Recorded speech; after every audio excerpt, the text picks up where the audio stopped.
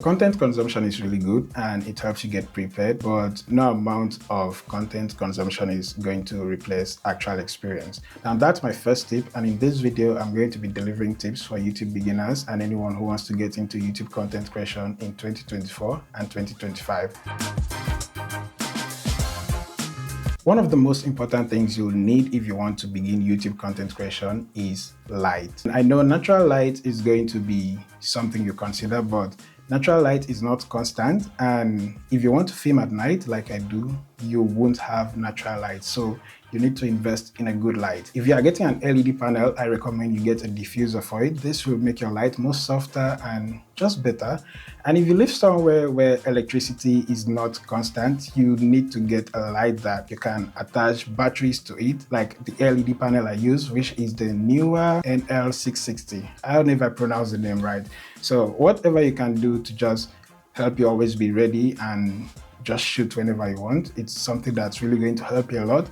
And that's it for the first one, which is light. Now the next one is audio, and audio is something that can make or break your video. So I recommend you go all in on this one. You don't need to compromise on your audio. You need to invest in a good microphone. Now when I say good microphone, it doesn't have to be the most expensive microphone, but it shouldn't just be cheap. Now, don't get a cheap microphone. I did this for my first microphone and I did not like it, to be honest. You need a microphone that you know is going to deliver the job for you. Currently, I use the Hollyland Lark M1 microphone. It's a wireless microphone. It does the job for me very well for talking head short videos like this, and maybe anytime I'm outdoor to film, record sounds of nature and all this kind of stuff. It's a very versatile microphone, and maybe if you want a review of it, just let me know in the comment section and I'll do an entire video dedicated to this microphone. That's it for audio. Just go all in on this one. No cutbacks, no compromise. Just go all in on audio. Now my next one is a gear buying advice, because you are going to buy lots of gears while trying to do this. And the advice is buy used gear over cheap new gear. It's going to be very tricky, especially at times where you feel like, oh, this is new. I mean, I'm unboxing it, I'm doing all of this, but it's cheap for a reason. A lot of times used gears are expensive gears that have been used and they still survive, they still have that quality, that strength, and can still go on for extra years. Whereas cheap gears, I mean, they could sound very good, feel very good at the early years, but then 3 months later, it's something else. It's cheap for a reason, to be honest. I really don't know how to tell you this, but buy used gears over cheap gears. And you have to be wise here. I mean, you have to be wise. You have to inspect the gears yourself and know that it's actually very good. But a lot of times, use gear over cheap gear. Thus far, it seems like we're just into buying. But to be very honest, YouTube is going to involve lots of buying.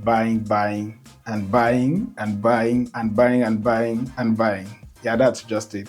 So one way to cut back on the amount of things you buy is to rent or collaborate. Renting gears may not always work for you, especially on the long run, so I'm going to really advise you collaborate. Now, if you have a friend that has a microphone and maybe you don't have one yet, or you don't have a very good one yet, whenever you want to record, you could borrow his or her microphone and just film with it. It's going to give you better audio, and this means better video overall, and you don't have a microphone yet. So that's one way you can level up your content quality, even when you don't have the money to purchase these things yet. Now, if you want to collaborate, I have to advise it's going to be a two-way thing. You'll give them yours and they'll give you theirs when you need it. So I advise you do it with someone you trust and know that this person is going to take good care of your equipment, and you too, you have to be responsible to take good care of theirs. And sometimes you could just be over there when they're using your gear to just inspect and be sure that it's used properly. So that's one thing I will advise you on.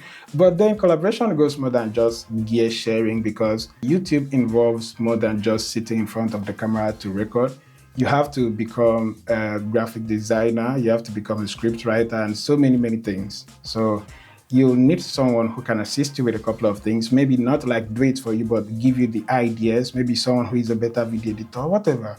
And collaboration is just fun, to be honest. Collaboration goes a long way in helping you level up your content creation, and I really advise you find someone you can collaborate with. So this is like my 9th or 10th video, and I've changed my background for like 6 or 7 times. I mean, That means almost every one video I changed my background.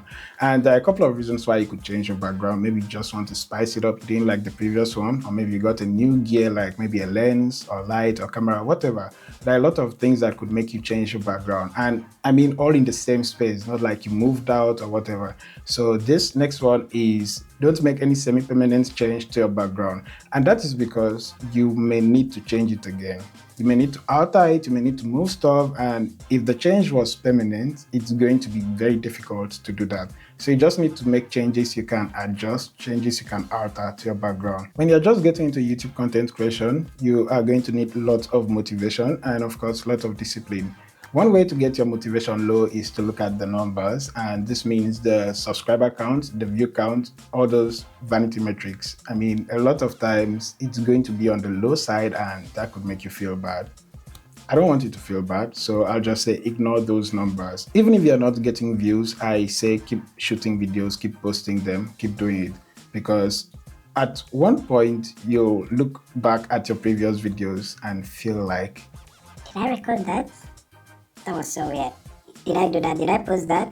And you'll be glad YouTube did not push it to thousands of people or maybe even 1 million, because you too, you won't like the video and you'll probably put it on private. So, so you should just keep doing what you're doing right now and feel free. I mean, you have the freedom right now. There's no pressure on you. So just keep shooting and don't look at the numbers right now. The algorithm isn't always right. So just keep shooting and uploading it. Closely related to the previous one is practice. I want you to practice, practice, practice. And of course, practice makes perfect. And experience is the best teacher. You're not just going to do this one video and then you're very good at it. 2 videos. No, it's going to take like 10 videos, maybe 20. You have to do it so much to get so good at it, like people you look up to. This is what will give you that confidence to sit in front of the camera and film and be so fluent at it. It's what will just make you want to keep on doing this. Like it will be the motivation you need.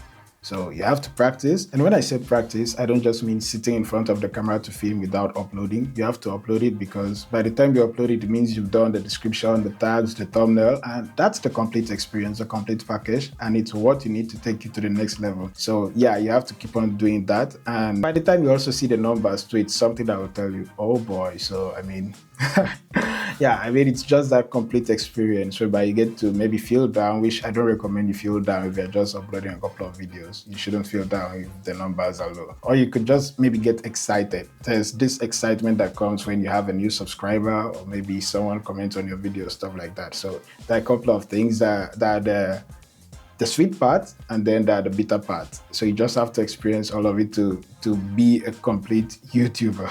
I don't know if this one should be a tip, but I feel that when you become sure of your setup, it's going to give you more confidence. You have to learn how to feel sure of the camera you're using, the lens, the light, everything.